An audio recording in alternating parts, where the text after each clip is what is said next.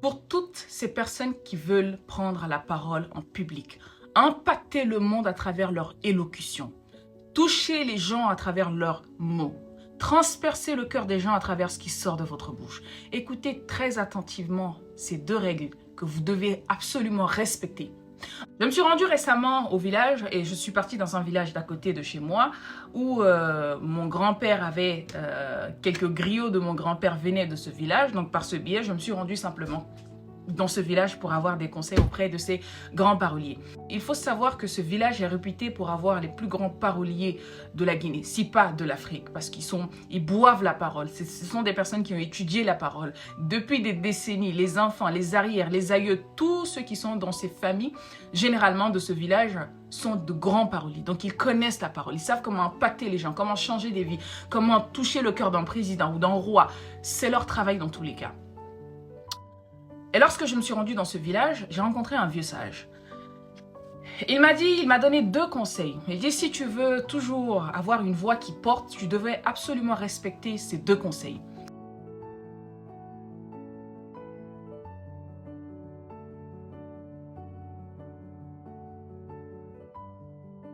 À chaque fois que tu prendras la parole en public, essaye de prôner ta vérité en fonction de ta compréhension, en fonction de ton observation.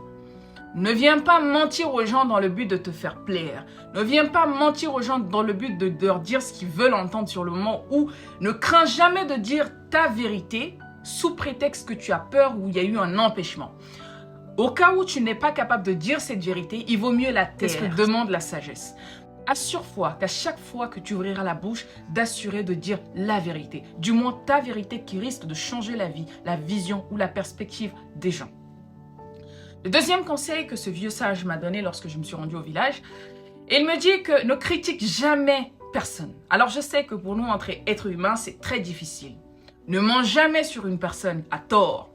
Ne critique jamais les gens dans le vide. Ne sors jamais de paroles négatives ni à l'égard des gens, ni à l'égard de ta propre personne. Pourquoi? Parce que la parole, c'est l'une des choses, voire l'un des outils les plus puissants qui puissent exister. Et tout ce qui sort de la bouche, c'est comme de l'eau qui est versée. On ne peut plus ramasser ce qui est versé par terre.